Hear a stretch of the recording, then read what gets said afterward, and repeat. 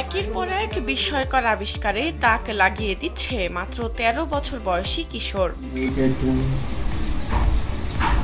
নিত্য গবেষণা ও নতুন নতুন উদ্ভাবনের কারণে ইতোমধ্যে খুদে বিজ্ঞানী নামে পরিচিতি পেয়েছে সপ্তম শ্রেণীর ছাত্র কাসাব। আমি যখন গাংনী কিংবা মেহেরপুরে বিভিন্ন শহরে যাই, আল কাসাব যদি আমার সাথে থাকে তখন অনেকেই বলে যে খুদে বিজ্ঞানী আল কাসাব আসছে। হ্যাঁ, তখন আবার বলে যে এটা খুদে বিজ্ঞানী আল কাসাবের বাবা। পঞ্চম শ্রেণীতে পড়ার সময় বাবার দেওয়া একটি প্রোগ্রামিং এর বই থেকে শুরু হয় কাসাভের যাত্রা। সেই বইটা থেকেই আমার প্রোগ্রামিং এর যাত্রা শুরু হয়েছে। সেই প্রোগ্রামিং থেকেই আমি গেম বানানোর চিন্তা ভাবনা করেছি এবং সেখান থেকে আমি প্র্যাকটিস করে কিছু গেম তৈরি করি, যেমন বিমান বাংলাদেশ, কার রেসিং, এই গেমগুলো আমি তৈরি করেছি।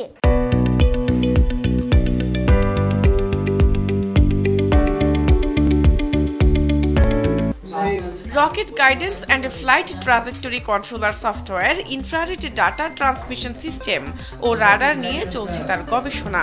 এছাড়া লেজার সিগন্যালকে ডিজিটাল সিগন্যালে রূপান্তর করে বাইনারি ভাষায় কনভার্ট করার জন্য সফটওয়্যার তৈরি করেছে খুদে বিজ্ঞানী আল কাসাব।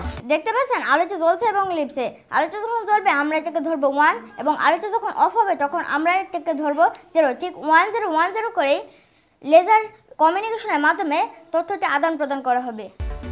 ছেলের প্রতিভার বিকাশ ঘটাতে সব ধরনের চেষ্টা চালিয়ে যাচ্ছেন বলে জানান কাসাভের বাবা মোসাদ্দেক আলী।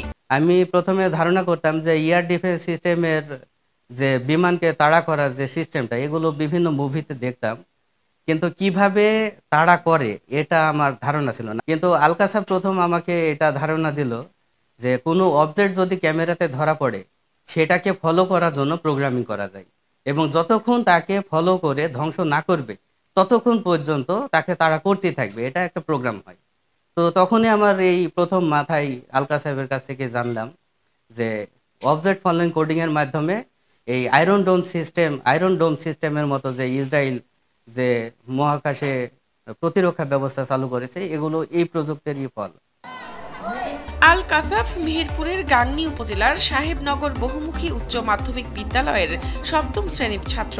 বিদ্যালয় থেকে উপজেলা ও জেলা পর্যায়ে বিজ্ঞান ও প্রযুক্তি মেলায় প্রথম স্থান অধিকার করে বিদ্যালয়ের সুনাম কুড়িয়েছে কাসাব। এবারও 46তম জাতীয় বিজ্ঞান প্রযুক্তি সপ্তাহ এই মেলায় আমার সপ্তম শ্রেণীর ছাত্র আল কাসাব সে মহাকাশ গবেষণা একটা যন্ত্র আবিষ্কার করে এবং এটা এমন একটা ডিভাইস সে মহাকাশ গবেষণায় উপরে পাঠাই দেওয়ার পরে রিমোট সিস্টেম এতে ভূমিতে বা পৃথিবীতে অবস্থিত যে কোনো কম্পিউটারের মাধ্যমে সেটাকেও শনাক্ত করতে পারে।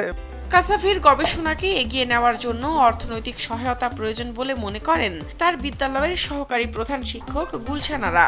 স্কুলের সহযোগিতা ছাড়া বাচ্চারা কিন্তু অত দূরে পৌঁছাতে পারবে না, তাদের অর্থনৈতিক ব্যাপার আছে, এগুলা করতে অনেক অর্থের প্রয়োজন হয়। একটা জাহাজ একটা বানাইছে তাতে 10,000 টাকা খরচ হয়েছে, আরও সব যে প্রযুক্তিগুলো বানাইছে অনেক খরচের ব্যাপার আছে, কিন্তু বাচ্চাদের পিছন থেকে সহযোগিতা না করলে এগুলা কিন্তু সম্ভব না। কাসাভের গবেষণায় যে কোনো ধরনের সাহায্য সহযোগিতা করার আশ্বাস দেন গাংনী উপজেলার নির্বাহী কর্মকর্তা আনোয়ার হোসেন। আমরা তার বিষয়ে প্রয়োজনীয় খোঁজ খবর নিয়ে আমাদের উপজেলা প্রশাসনের পক্ষ থেকে যে যে বিষয়গুলো করার আছে আমরা সেই বিষয়গুলোতে খুব দ্রুত এবং কার্যকরী ব্যবস্থা নেব। শাহনাজ পারভিন, কালবেলা।